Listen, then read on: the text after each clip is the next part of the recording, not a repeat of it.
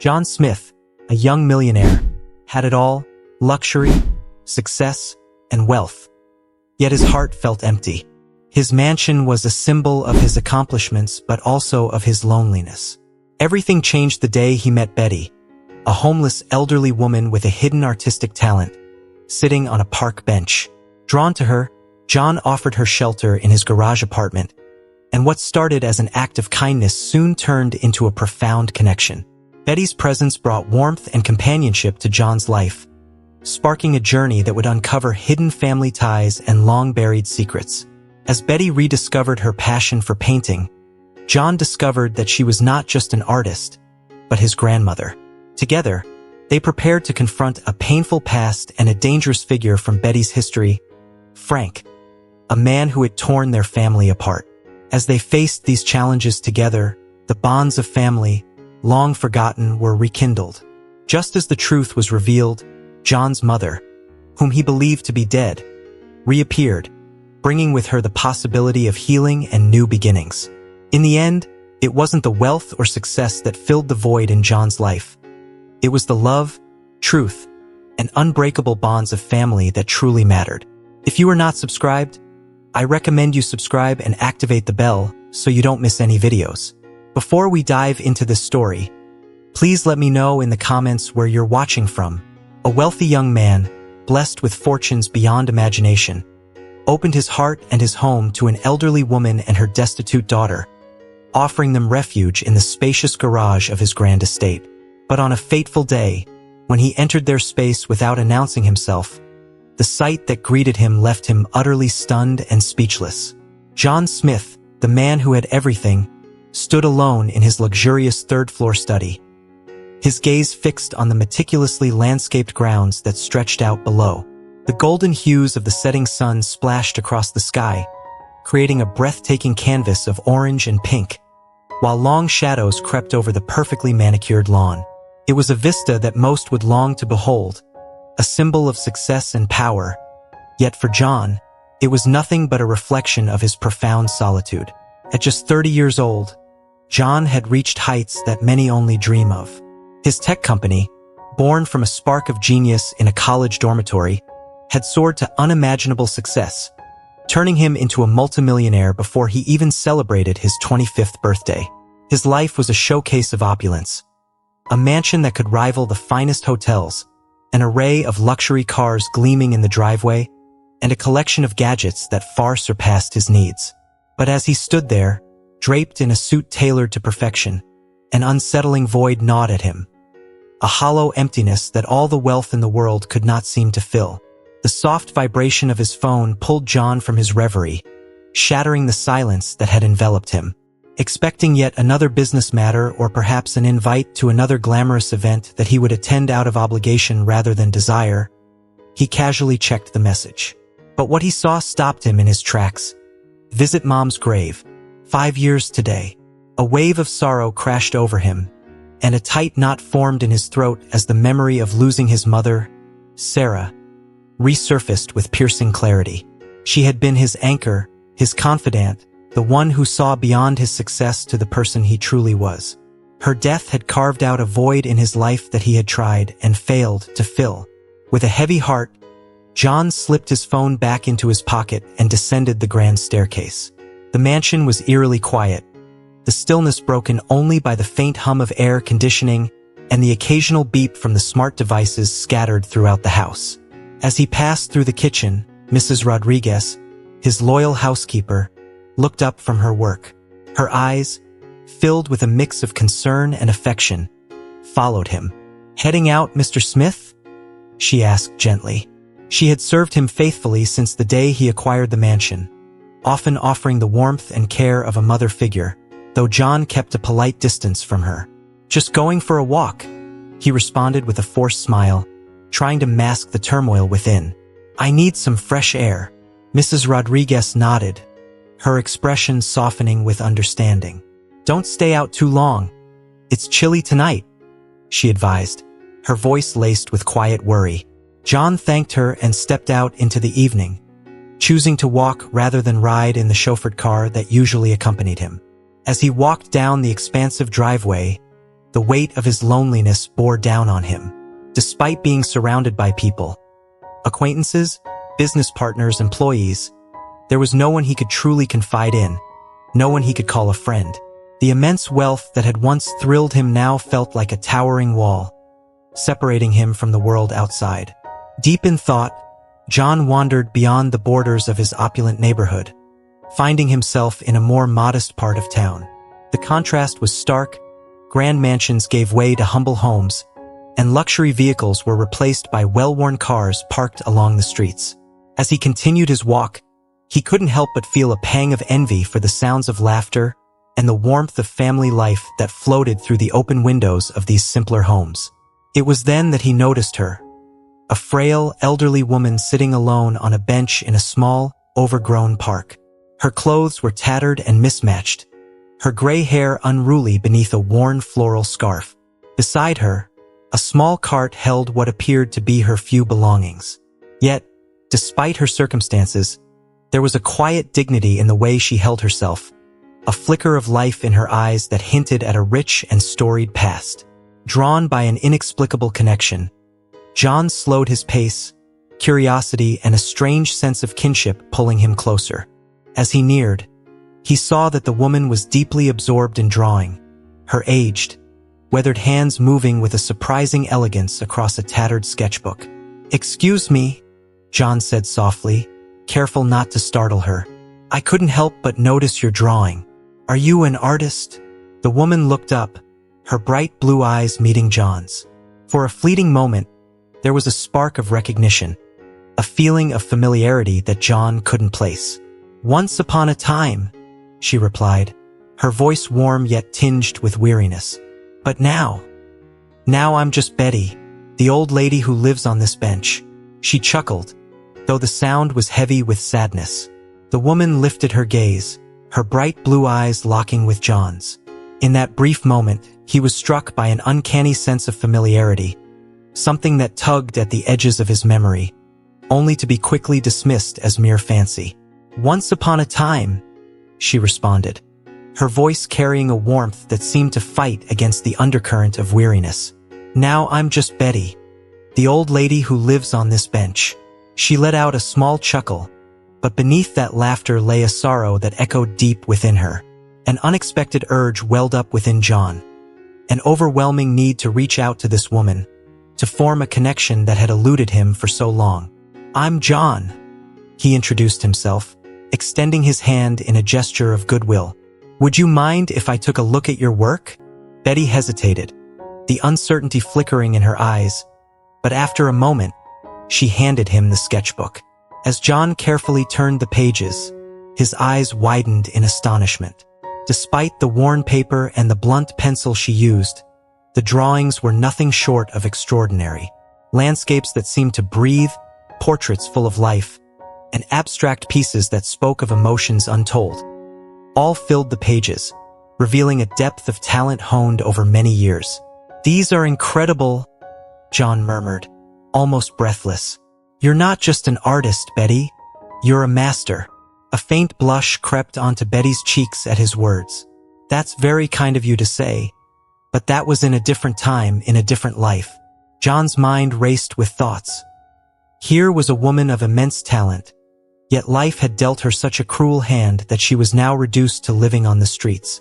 Before he could even contemplate what he was doing, the words spilled from his mouth. "Betty, I have a proposition. I live alone in a large house, and there's a garage apartment that's currently empty. Would you consider staying there?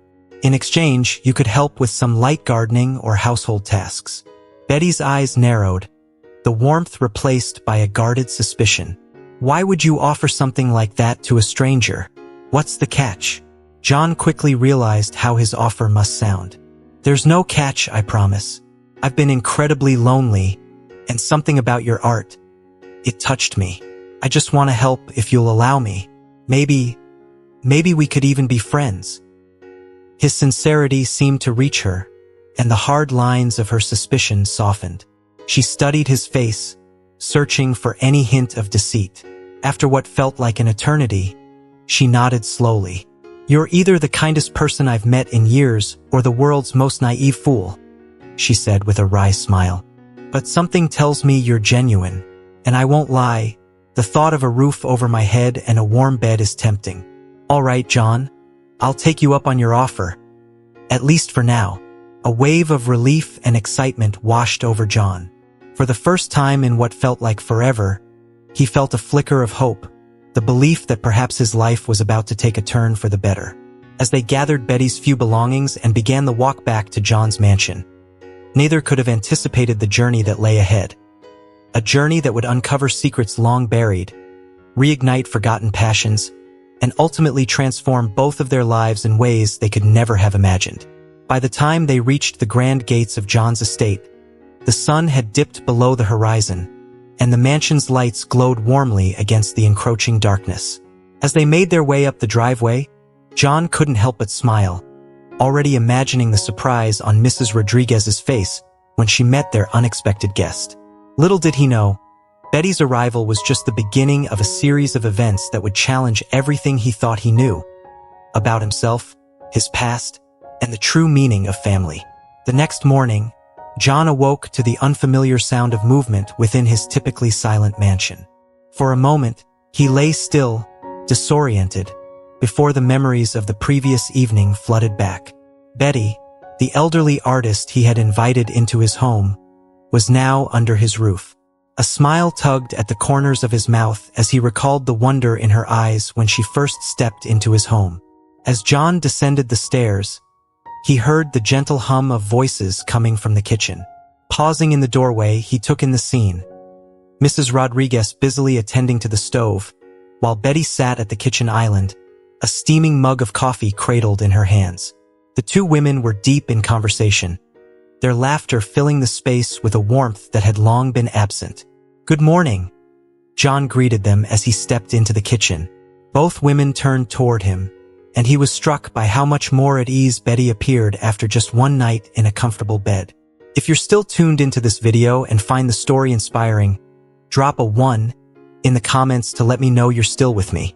"Good morning, Mr. Smith," Mrs. Rodriguez replied, a playful tone in her voice. "Your guest and I were just getting to know each other." Betty smiled at John, her blue eyes twinkling with a newfound brightness. "Your housekeeper has been very kind, showing me around and helping me settle in. I hope you don't mind that I've taken over your kitchen."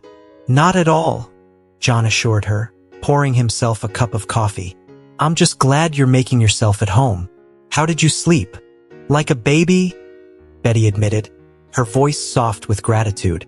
It's been a long time since I felt this comfortable.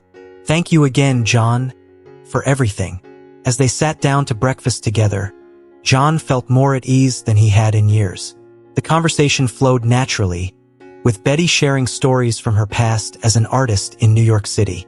John was captivated by her tales of the vibrant art scene, the passion in her voice unmistakable as she recounted the excitement of gallery openings and late-night discussions in smoky cafes. Whatever had led her to stop painting, John knew one thing. He was determined to help her find her way back to the art that still burned within her. Betty smiled warmly at John, her blue eyes sparkling with gratitude. "Your housekeeper has been so kind, showing me around and helping me settle in. I hope it's okay that I've taken over your kitchen a bit." "Not at all," John replied as he poured himself a cup of coffee. "I'm really glad you're making yourself at home. How did you sleep?" "Like a baby," Betty confessed, a touch of relief in her voice.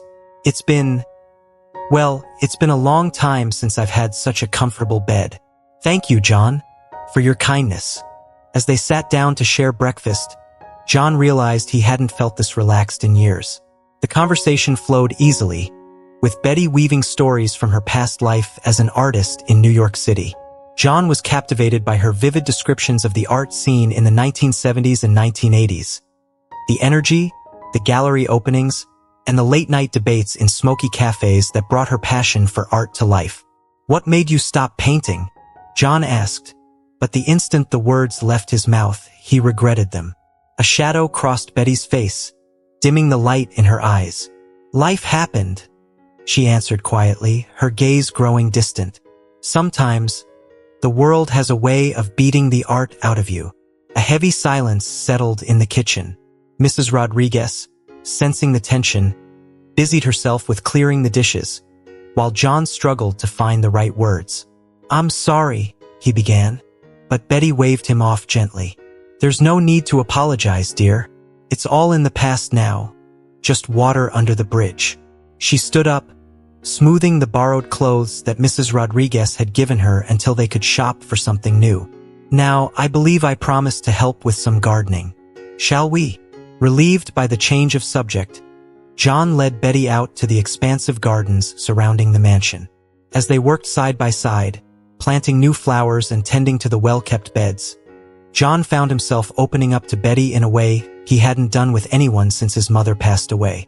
He spoke about the profound loneliness that haunted him despite all his success, the nagging feeling that something crucial was missing from his life. Betty listened with compassionate understanding, offering gentle wisdom and encouragement. "Success isn't just about the money in your bank account, John," she said, patting his arm. "True fulfillment comes from connection, from using your gifts to make the world a little better. And you have a kind heart. That's a gift in itself."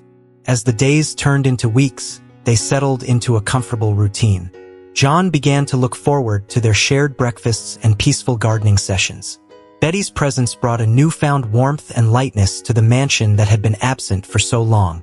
Even Mrs. Rodriguez seemed to be more cheerful, often joining them for afternoon tea and lively conversations. One evening, about a month after Betty's arrival, John was walking past the garage apartment when he heard a frustrated sigh from within. Concerned, he knocked softly on the door. "Betty, is everything okay?"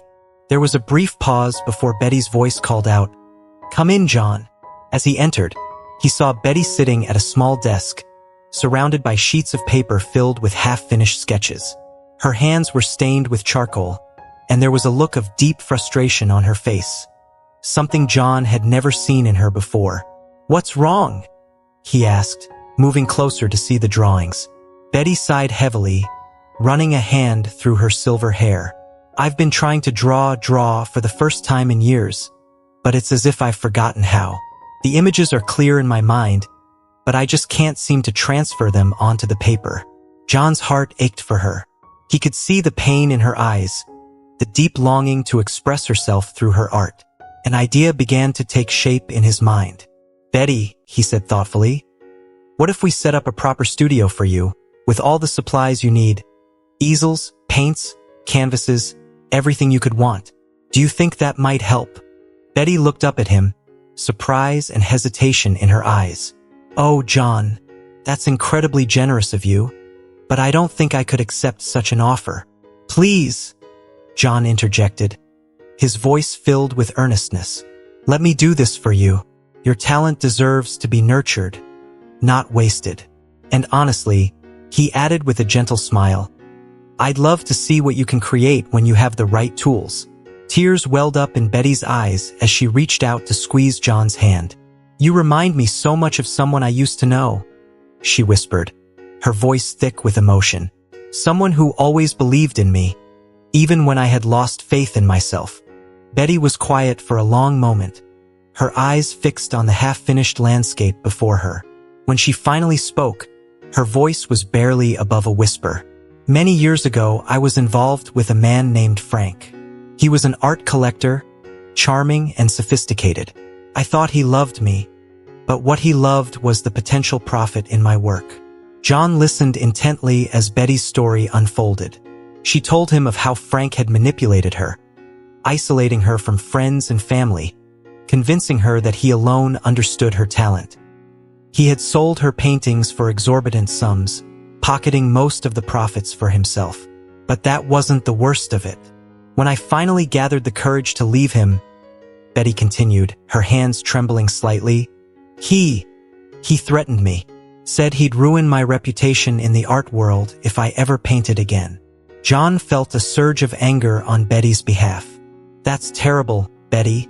But surely after all these years, his threats don't still hold power." Betty shook her head sadly. "You don't understand, John. Frank was well-connected. He made good on his threats. My work was discredited. Galleries refused to show my paintings, and I lost everything. My career, my home, even my daughter." "Your daughter?" John asked, surprised. This was the first time Betty had mentioned having a child. A look of profound sadness crossed Betty's face. "Yes, my Sarah. She was just a teenager when all this happened. With nowhere else to go, she went to live with my sister. I haven't seen her in over 2 decades." John's heart ached for Betty. He reached out, taking her paint-stained hand in his. "I'm so sorry you went through all that. But don't you see? This competition could be your chance to reclaim your place in the art world, to show Frank and everyone else that your talent can't be suppressed."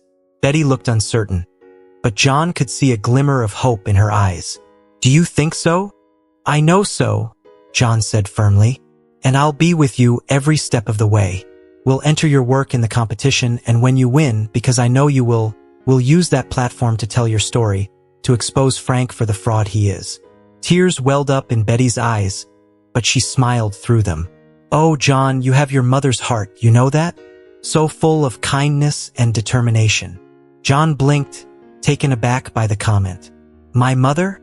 Did you know her?" Betty's eyes widened as if realizing she'd said too much. She quickly turned back to her painting. "Oh, I just meant... Well, you've told me so much about her. I feel like I know her through you." John nodded, but a nagging feeling persisted. There was something Betty wasn't telling him, some piece of the puzzle he couldn't quite grasp. But he pushed the thought aside, focusing instead on the task at hand. Over the next few weeks, John and Betty worked tirelessly to prepare for the competition. They selected her 3 strongest pieces: a haunting portrait, a vibrant abstract, and the shimmering landscape she'd been working on when John first mentioned the competition. As the submission deadline approached, Betty's nerves began to fray. More than once, John found her in the studio, staring at her paintings with a mixture of pride and terror. "What if he finds out?" she asked one evening, her voice small. "What if Frank sees my work and comes looking for me?" John put a reassuring hand on her shoulder. "Then we'll face him together. You're not alone anymore, Betty. I won't let anyone hurt you." The day of the submission arrived, and John insisted on personally delivering Betty's paintings to the museum. As he carefully placed each canvas in his car, he felt a sense of anticipation. Something told him that this competition was going to change everything, not just for Betty, but for him as well. What John couldn't have known was just how prophetic that feeling would turn out to be. As he drove towards the museum, Betty's paintings safely secured in the back seat, the wheels of fate were already in motion. The art competition would indeed change everything, bringing to light secrets that had been buried for decades and forcing both John and Betty to confront truths they never could have imagined. Little did they know that across town, in a luxurious penthouse overlooking the city, a man named Frank was leafing through the local newspaper. His eyes narrowed as they fell on a small article announcing the upcoming art competition.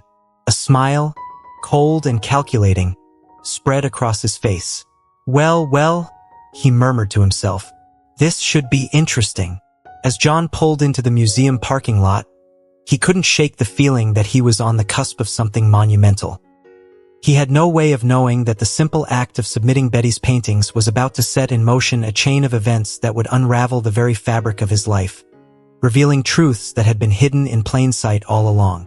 If you're still tuned into this video and find the story inspiring, drop a 2 in the comments to let me know you're still with me. The weeks following the submission of Betty's artwork to the competition were filled with a mixture of anticipation and anxiety. John found himself checking his email obsessively, hoping for news from the museum. Betty, on the other hand, seemed to retreat into herself, spending long hours in the studio working on a new series of paintings that she kept carefully covered whenever John entered the room.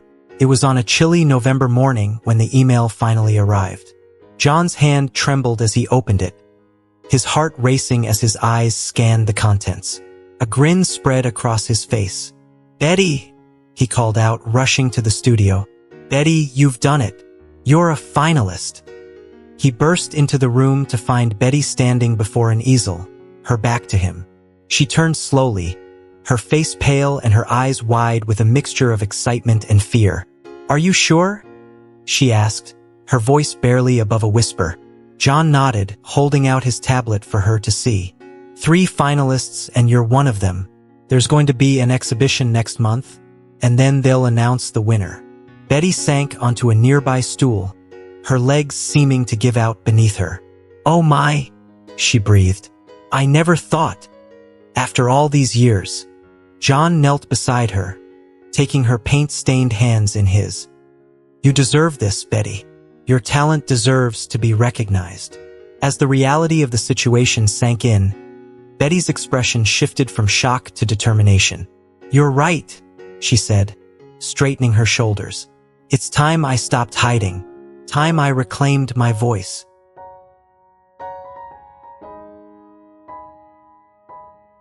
The next few weeks were a whirlwind of activity. John hired a team to help prepare Betty's paintings for the exhibition, ensuring they were properly framed and displayed to their best advantage. He also arranged for a new wardrobe for Betty, wanting her to feel confident and elegant on the opening night. As the day of the exhibition drew near, John couldn't help but notice Betty's growing restlessness. He often found her staring off into space, a faraway look in her eyes. Is everything all right? He asked her one evening as they sat in the garden, watching the sunset. Betty sighed, turning to face him. John, there's something I need to tell you, something I should have told you a long time ago. But before she could continue, they were interrupted by Mrs. Rodriguez, who came hurrying out of the house with John's phone in her hand.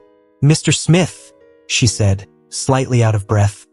There's a call for you, a Mr. Michael Andrews. He says it's urgent. John frowned, not recognizing the name.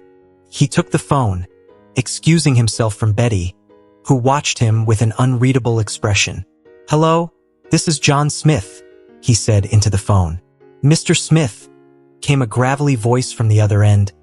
My name is Mike Andrews. I'm an old friend of Betty's from art school.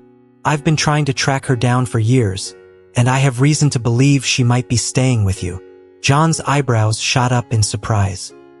He glanced at Betty, who was still watching him intently.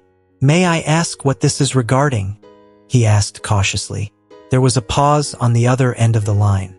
It's about Frank, Mike finally said.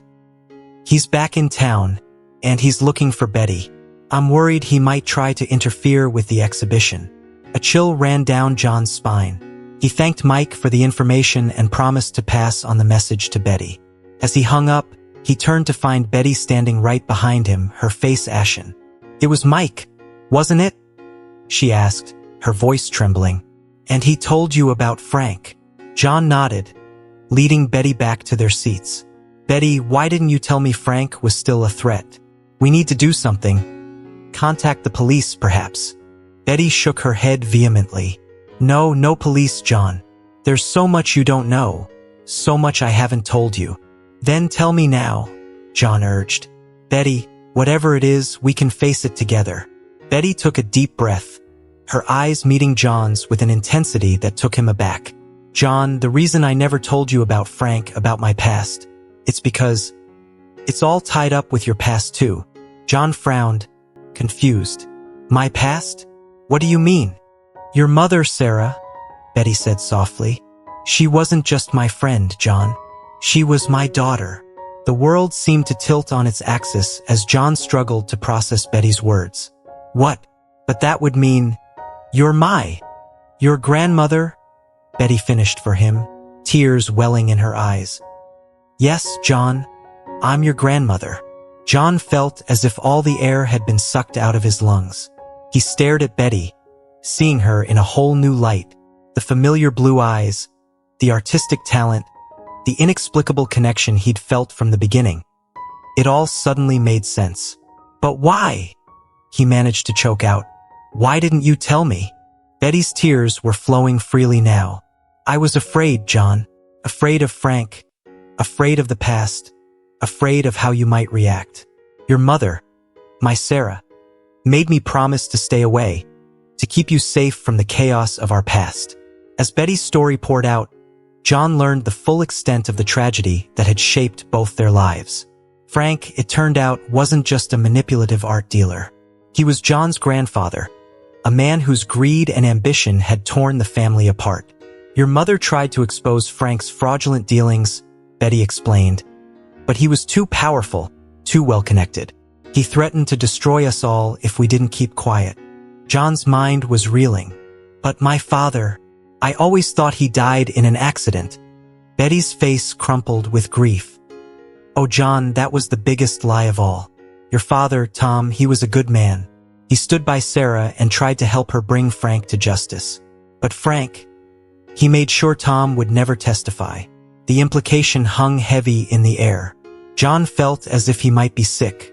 Are you saying Frank had my father killed? Betty nodded, unable to speak through her tears.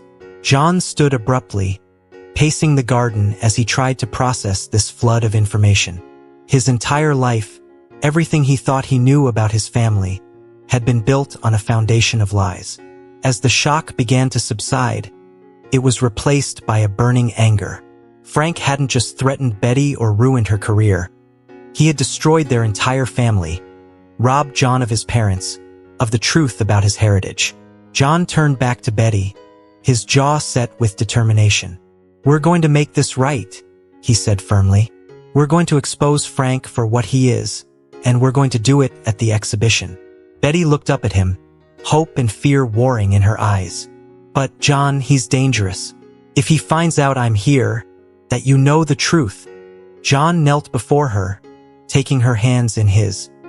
We're family, Betty. We face this together. No more running, no more hiding. It's time for the truth to come out. As they sat there in the fading light, grandmother and grandson finally united. Neither could have predicted the storm that was about to break over their lives. The upcoming exhibition would be more than just a showcase of Betty's art. It would be the stage for a long-overdue reckoning, a chance to right the wrongs of the past and reclaim the family that had been stolen from them. Little did they know that Frank was already making his plans, setting in motion events that would bring their carefully constructed world crashing down around them. Betty remained silent for what felt like an eternity, her gaze lingering on the half-finished landscape before her, as if the brushstrokes held the key to a painful past she had long buried. When she finally spoke, her voice trembled, barely above a whisper, as if each word carried the weight of years of sorrow. A long time ago, I was involved with a man named Frank. He was an art collector, smooth, charming, and so very sophisticated. I believed he loved me, but the truth was, it wasn't me he adored. It was the fortune my art could bring him. As Betty's story began to unfold, John listened with growing intensity, his heart tightening with every revelation. She spoke of how Frank had gradually isolated her from the world, convincing her that only he could truly understand her artistic genius. She recounted how he sold her paintings for exorbitant sums, yet kept the lion's share of the profits for himself, leaving her with nothing but the illusion of success. But the betrayal didn't stop there.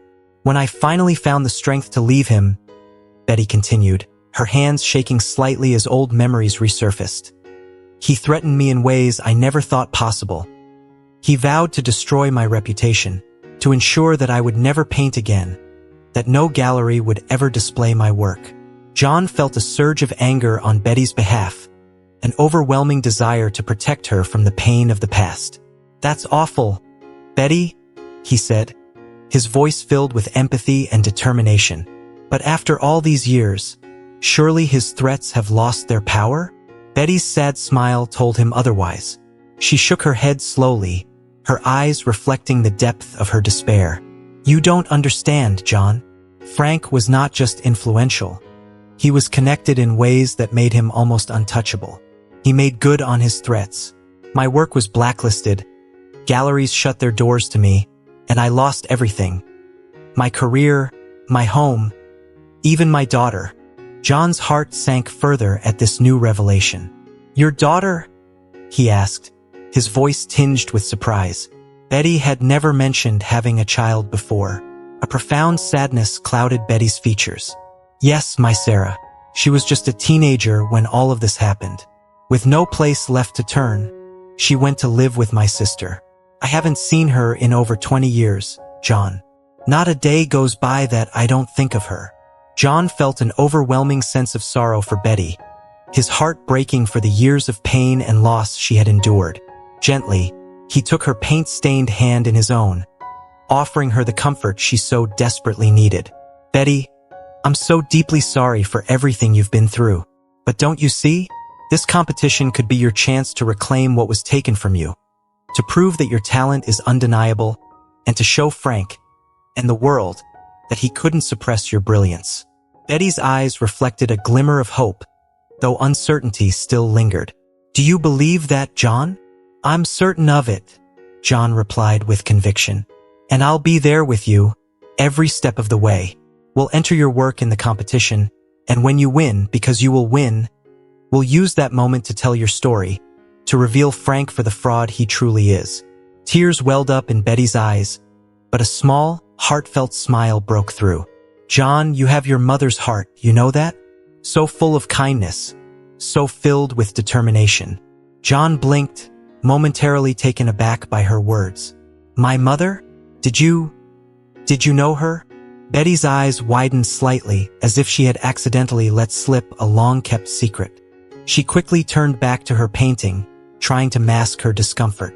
"Oh, I just meant... Well, you've told me so much about her. I feel as though I know her through you." John nodded, though a nagging feeling lingered in the back of his mind. There was something more to Betty's story, something she wasn't yet ready to share. But he chose to push the thought aside, focusing instead on the task at hand.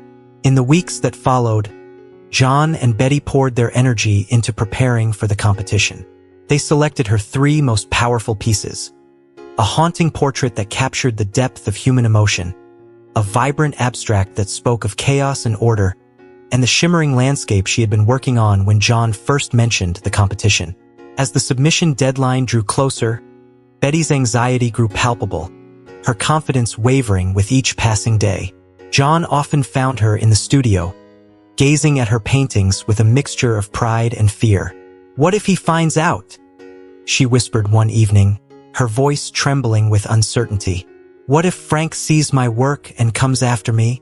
John placed a reassuring hand on her shoulder, his voice filled with steadfast resolve. "Then we'll face him together, Betty. You're not alone anymore. I won't let anyone hurt you."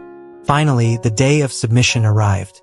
John insisted on personally delivering Betty's paintings to the museum, carefully loading each canvas into his car, with a sense of anticipation that bordered on certainty.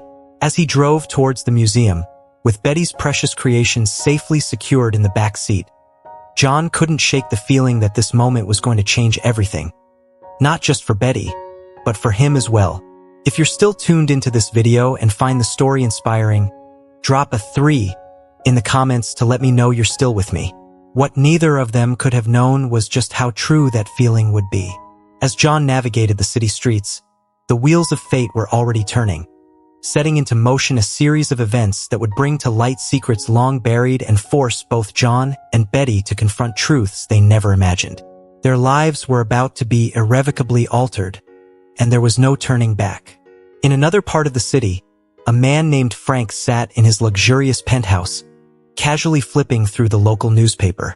His eyes narrowed as they landed on a small article about the upcoming art competition. A cold, calculating smile crept across his face. Well, he murmured to himself, "this should be interesting." As John pulled into the museum's parking lot, the feeling that something monumental was on the horizon only grew stronger. He had no way of knowing that this simple act of submitting Betty's paintings was about to unravel the very fabric of their lives, revealing hidden truths that had been there all along, just waiting to be uncovered. Betty's usually calm demeanor shattered as she took a deep, shaky breath. Her eyes, filled with a mixture of fear and resignation, met John's. It was as if the weight of years of silence had finally become too heavy to bear. "John," she began, her voice trembling, "there's something I should have told you a long time ago, something that ties us together more than you know." John's heart pounded in his chest, sensing the gravity of what was about to be revealed. He reached out, gently taking her hand, silently urging her to continue.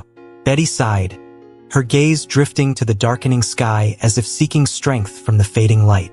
"Frank, he's not just a threat to me. He's connected to you, too, in ways you might never have imagined.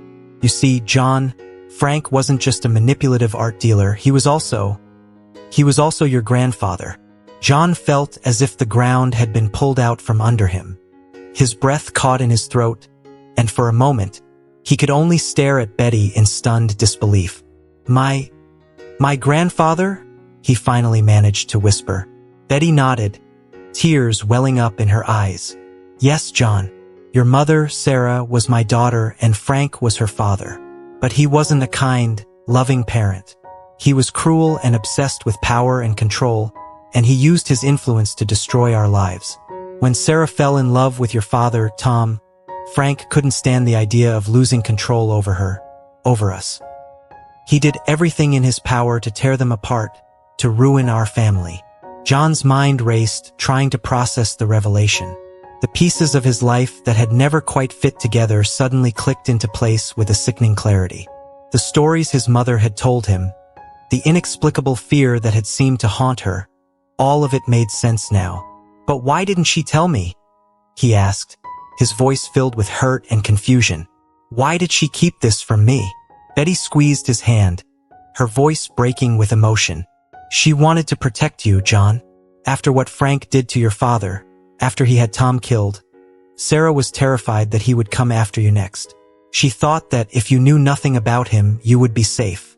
That's why she made me promise to stay away, to let you live your life without the shadow of Frank hanging over you. John's heart ached with a mixture of anger, sorrow, and love for the mother who had sacrificed so much to keep him safe. He could hardly believe the extent of the deception, the pain that had been buried for so long. But he's back now, he said, his voice hardening with resolve. And he's not going to destroy our lives again. We need to expose him, Betty. We need to make sure he can't hurt anyone else. Betty looked at John, her fear slowly giving way to a newfound determination. You're right, she said quietly. It's time to stop hiding. It's time to face him, to confront the past, and to reclaim what he tried to take from us. Together, they sat in the fading light of the garden, the weight of their shared history settling between them. For the first time, John felt a connection not just to his mother, but to the grandmother he had never known. They were united now, not just by blood, but by a shared resolve to bring Frank to justice and to finally free themselves from the chains of the past. As the exhibition approached, John and Betty prepared not just for the unveiling of her art, but for the confrontation that would inevitably follow. They knew the path ahead would be fraught with challenges, but they also knew that they would face them together, as a family. And in that moment, as the stars began to twinkle above them, they felt a glimmer of hope, a hope that the truth, once revealed, would finally set them free. John watched as Betty and Mike embraced, their reunion filled with a mixture of joy and nostalgia. It was clear from the way they spoke to each other that they shared a deep bond, one that had been forged in the fires of their youth. But as the warmth of their reunion began to fade, John felt a growing sense of unease. He knew that tonight wasn't just about art. It was about confronting a past that had been buried for far too long. As the three of them stood together, the once vibrant energy of the evening was overshadowed by a dark cloud of anticipation. They were all acutely aware that Frank could arrive at any moment, and with him, the secrets that had been so carefully hidden. The gallery was buzzing with excitement as more guests arrived, filling the space with a low hum of conversation and the clinking of champagne glasses. But for John and Betty, the tension was almost unbearable. Each passing minute felt like an eternity, the weight of the impending confrontation pressing down on them. John's heart raced as he scanned the room, his eyes constantly darting to the entrance, expecting Frank to appear at any moment. Betty, on the other hand, seemed to be battling her internal demons. Her usual confidence was shaken, her hands trembling slightly as she clutched her glass of wine. Finally, as if on cue, the room fell silent. The atmosphere shifted, the air growing thick with tension as Frank walked through the entrance. Dressed in a sharp, tailored suit, he exuded an aura of power and control. His eyes swept across the room, landing on Betty and John with a look that sent a chill down John's spine. "Elizabeth?" Frank said smoothly, his voice dripping with false warmth. "It's been far too long." Betty stiffened at the sound of his voice, her fear palpable. But she didn't back down. She stood tall, facing the man who had caused her so much pain. "Frank," she replied, her voice steady despite the terror she felt. "I didn't think you'd show your face here tonight." Frank's smile widened, but there was no warmth in it. "How could I miss such an important event? After all, you're one of the finalists. I had to see the work of my dear old friend." John stepped forward, positioning himself between Betty and Frank, his protective instincts kicking in. "She's not your friend, Frank. Not anymore." Frank's gaze shifted to John, his eyes narrowing as he took in the younger man's defiant stance. "And you must be the grandson I've heard so much about," he said, his tone condescending. "Tell me, John, what lies has Betty been feeding you?" John's anger flared at the insinuation, but he kept his voice calm. "No lies, Frank. Just the truth about what you did to my parents, to Betty, to our family. We're here tonight to make sure the world knows who you are." A flicker of surprise crossed Frank's face, but it was quickly replaced by a cold, calculating expression. "You've always been so naive, Elizabeth," he sneered. "Do you think you can take me down with your little paintings? You don't have the power, the connections, or the influence to even come close." Betty's fear was replaced by a fierce determination. "Maybe not on my own," she said, her voice strong and clear. "But I'm not alone anymore. And this time, I'm not afraid of you." John felt a surge of pride as he watched his grandmother stand up to Frank, her courage igniting something deep within him. They had come too far to back down now. The crowd, sensing the tension, began to murmur amongst themselves. Whispers of speculation and curiosity filled the room as they watched the confrontation unfold. This was more than just an art exhibition. It was the beginning of a reckoning. But before things could escalate further, Mike stepped forward, holding up a small folder. "Frank, you should know that I've been preparing for this moment for a long time," he said, his voice steady. "Inside this folder are documents, proof of your illegal dealings, your threats, and the lies you've built your empire on." Frank's eyes widened ever so slightly, but his facade remained unshaken. "You think a few pieces of paper are going to bring me down?" "No," John said, stepping up beside Mike. "But the truth will. We're not hiding anymore, and neither are your crimes." The room fell into an almost eerie silence as the weight of John's words settled over the guests. They were witnessing the unraveling of a man who had once seemed untouchable and the dawning realization that this night would be far more significant than they had imagined. Frank's smile faltered, a crack appearing in his icy composure. He knew the walls were closing in, and for the first time in years, he felt a twinge of fear. Betty, feeling the power shift, took a step closer to Frank, her eyes locked on his. "This is the end for you, Frank. You've spent your life tearing others down. But tonight, the truth will stand taller than your lies." As the night wore on, the confrontation at the gallery would become the talk of the town. A dramatic showdown between old enemies, with the truth finally emerging from the shadows. And as Betty's paintings hung on the walls, each brushstroke a testament to her resilience, they would serve as a reminder that art could heal, reveal, and ultimately set them free. As John held Betty close, the weight of years of unspoken truths and suppressed emotions began to lift, leaving behind a profound sense of relief and liberation. The gallery, once a space fraught with tension and the ghosts of the past, had transformed into a sanctuary where the truth had finally found its voice. Betty's artwork, which adorned the walls in a vibrant array of colors and emotions, stood not only as a testament to her incredible talent, but as a symbol of her enduring resilience, a visual narrative of a life reclaimed from the shadows. The crowd, still buzzing with the revelations that had just unfolded, began to shift from shock to understanding. The man who had once been revered as a pillar of the art world was now unmasked as a fraud, his carefully cultivated reputation crumbling in the face of irrefutable evidence. The murmurs grew louder, conversations tinged with disbelief and a newfound respect for the woman whose courage had brought the truth to light. Frank, the once formidable art dealer, now seemed small and insignificant, his power dismantled by the very people he had sought to control. John could feel the tension in Betty's body slowly melting away as she stepped back, her tears drying as a new resolve took hold. The fear that had once clouded her eyes was replaced by a clear, steady gaze that spoke of strength and determination. She looked up at John, her expression one of deep gratitude and love, emotions that had been buried beneath layers of pain and fear for far too long. "Thank you, John," she said, her voice soft yet filled with the weight of all that had transpired. "You've given me back something I thought I had lost forever. You've given me back my life." John's smile was gentle as he reached up to brush away a tear that lingered on her cheek. "We did this together, Betty," he replied, his voice warm with affection. "This is as much your victory as it is mine. And now, we have a future to look forward to. A future we can finally embrace together." As the gallery began to empty, the initial chaos of the evening giving way to a quieter, more reflective atmosphere, John and Betty remained, taking in the significance of the moment.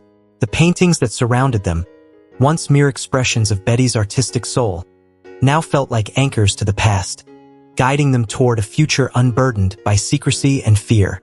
Each brushstroke, each vibrant hue, was a testament to the battles Betty had fought, both within herself and against those who sought to silence her. And now, with those battles behind her, her art could continue to flourish, unfettered and free. Mike, who had been standing nearby, watching the scene with a mixture of pride and relief, approached them with a warm smile. "This is only the beginning," he said, his voice carrying the weight of someone who had seen too much but still held on to hope. "The world is finally going to see the artist you were always meant to be, Betty.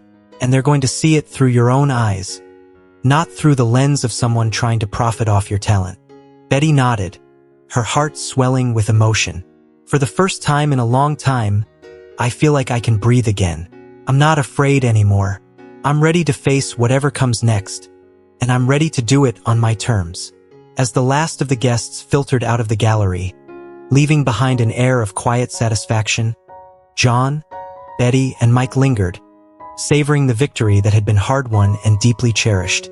They stood together, a united front against the challenges that still lay ahead. But now, those challenges felt surmountable. They had faced the darkness of the past and emerged into the light, stronger and more connected than ever before.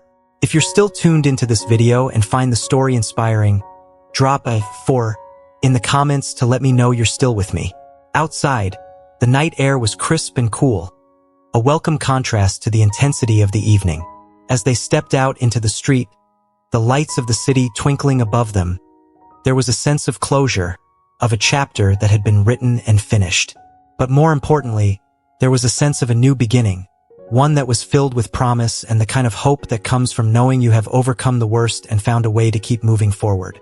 John, feeling the weight of the evening's events beginning to lift, turned to Betty with a smile that reflected the peace he was beginning to feel. "This mansion of mine, it's been a place of loneliness for so long. But now, with you here, with the truth finally out, it feels like it's starting to become a home. A real home, filled with love and family." Betty's smile was radiant as she looked up at him, her heart full of affection for the grandson she had never dared to dream she would find. "You've given me a gift I never expected, John. A second chance, not just at life, but at family. And I promise you, I'm going to make the most of it." The three of them walked down the street, their steps unhurried, savoring the sense of camaraderie that had been forged in the fires of adversity. They talked quietly, sharing memories, hopes, and plans for the future. There was a sense of ease between them, a natural flow of conversation that came from a place of mutual respect and understanding. As they neared the mansion, its stately silhouette framed against the night sky, John felt a pang of emotion. This was the place where his life had begun to change, where the lonely young millionaire had opened his heart to an elderly woman on a park bench, not knowing that she would lead him to the truth about his own identity, his heritage, and the family he had longed for but never known. Inside, the mansion was quiet, the soft glow of lamps casting a warm light over the elegant furnishings. But now, those furnishings no longer seemed cold or impersonal. They were part of a home that was beginning to fill with the kind of warmth that only family could bring. The loneliness that had once echoed through the halls was being replaced by the sounds of laughter, conversation, and the gentle murmur of shared lives. John, Betty, and Mike settled into the cozy living room, the crackling fire adding a sense of comfort to the space. They sipped their drinks, letting the events of the evening sink in, the magnitude of what they had achieved slowly dawning on them. Betty's art, which had been stifled for so long, was finally out in the world, where it belonged. And with it, the truth about her life, her struggles, and her triumphs. As they talked late into the night, plans began to take shape. There were legal battles to be fought, to ensure that Frank's manipulations were fully exposed and that justice was served. There were media interviews to be given, to share Betty's story with the world. A story of resilience, courage, and the indomitable spirit of a woman who refused to be silenced. And there were personal bridges to build, as John and Betty worked to heal the wounds of the past and create a future filled with love, trust, and the joy of rediscovered family. But for now, they were content to simply be together, to bask in the glow of their victory and the warmth of each other's company. The mansion, once a symbol of John's isolation, was now a haven, a place where he could finally feel at home, surrounded by the people who mattered most.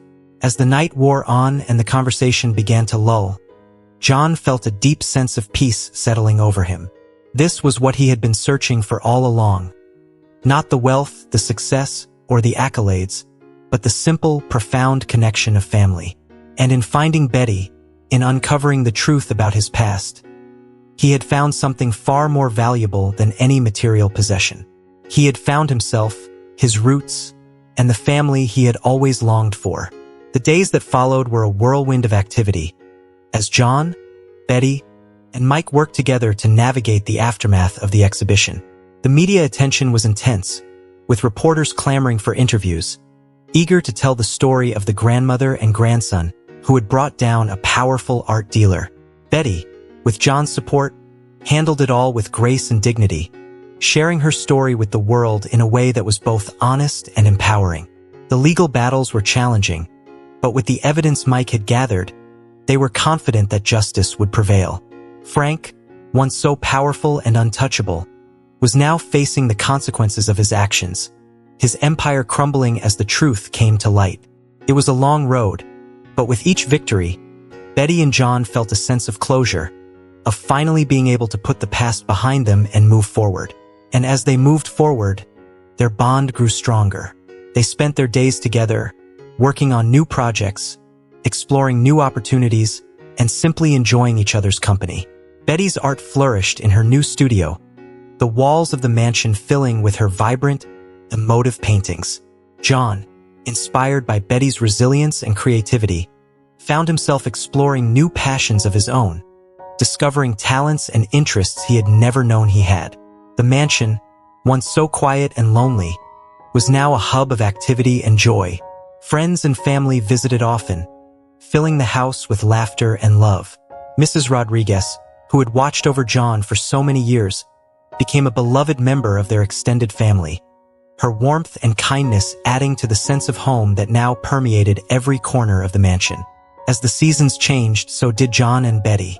They grew closer, not just as family, but as friends, confidants, and partners in the journey of life.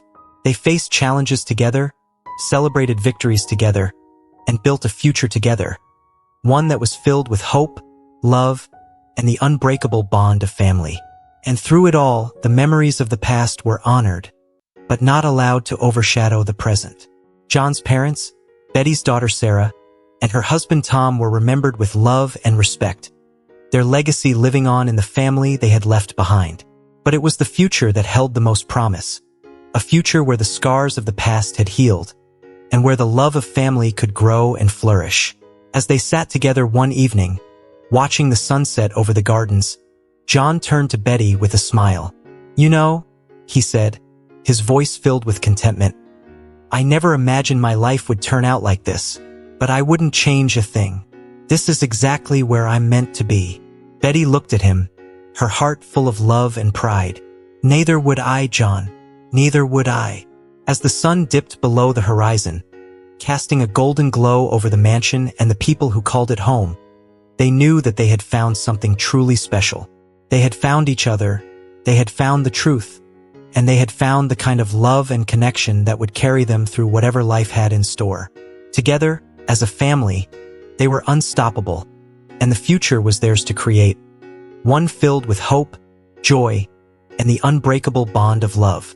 The revelation of Sarah's return had thrown John and Betty's world into a whirlwind of emotions that neither of them could have anticipated.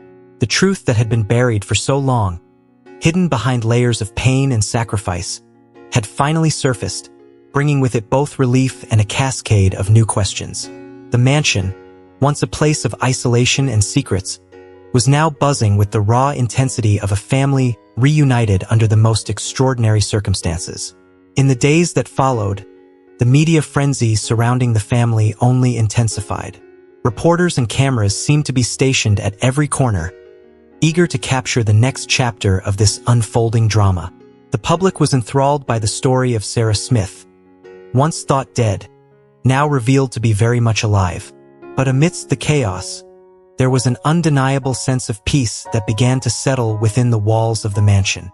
The truth, no matter how shocking, had finally come to light, and with it, the family began the slow process of healing. John, still grappling with the magnitude of his mother's return, found himself oscillating between moments of disbelief and overwhelming joy. The unanswered questions that had haunted him for years now had a face, a voice, one that was warm, familiar, and filled with the same love he had felt in his childhood. As he sat with his mother in the quiet of the garden, the weight of the years apart hung heavily in the air. "Mom," he began softly, his voice thick with emotion. "Why did you feel you had to disappear? Why couldn't you have found another way? Why did you think I'd be safer not knowing?" Sarah, her eyes misty with the weight of her decisions, took a deep breath before responding. "John, when Tom was taken from us, I was devastated. Frank's reach was vast, and I knew he wouldn't stop until he had everything he wanted. I couldn't let him take you too. The only way I could protect you was to remove myself from the equation, to ensure that Frank had no reason to come after you.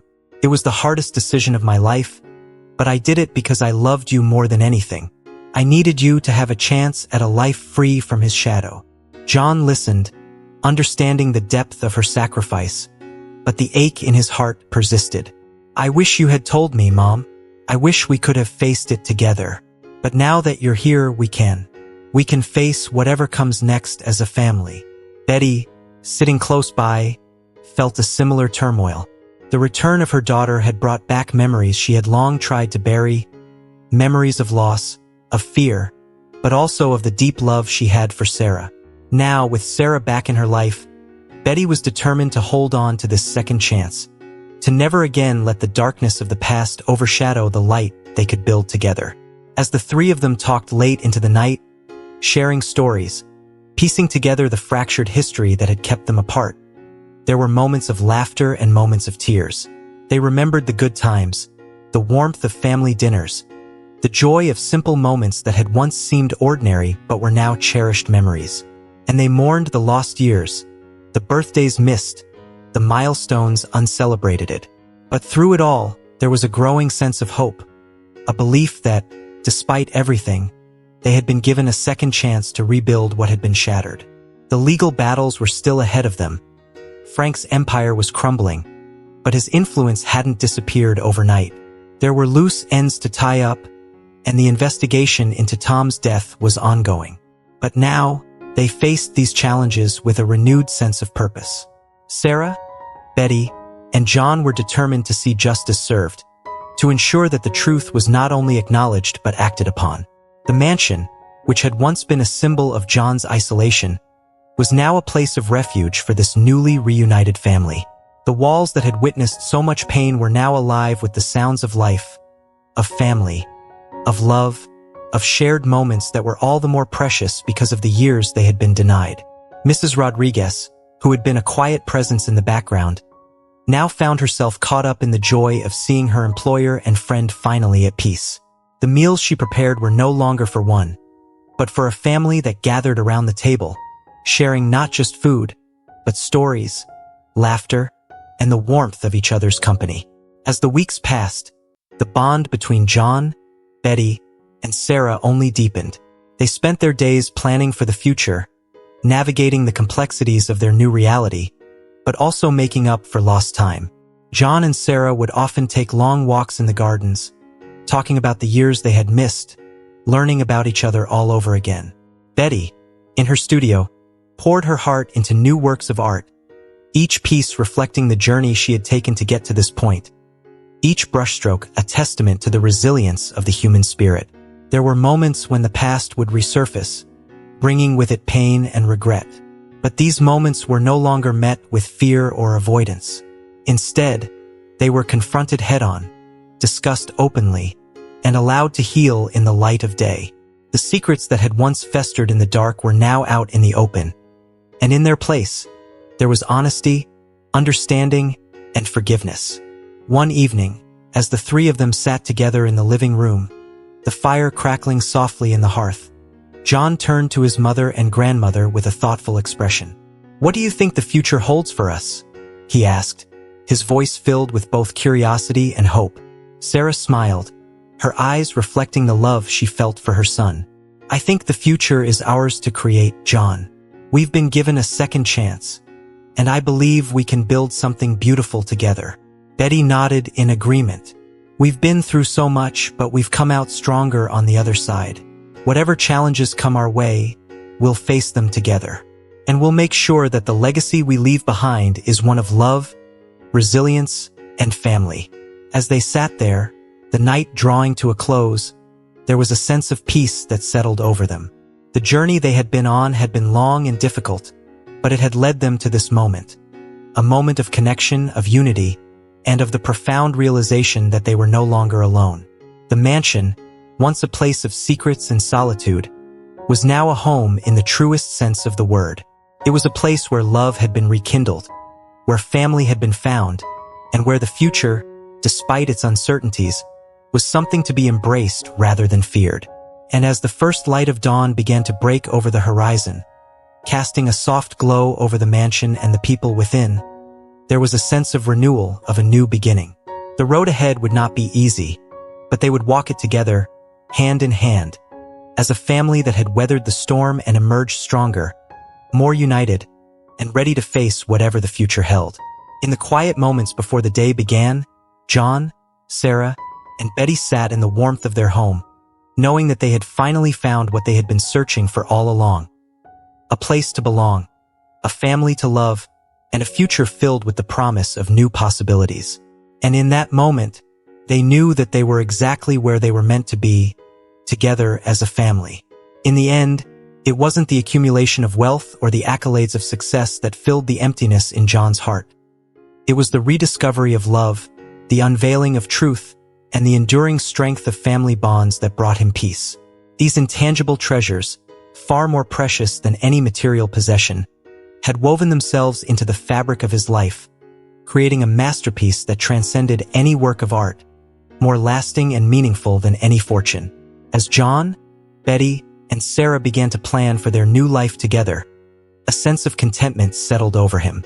The mansion, once a symbol of his loneliness, was now a home brimming with the warmth of family, the laughter of shared memories, and the hopeful anticipation of a future that shone with promise. The rooms that had echoed with silence were now alive with the sounds of love and connection.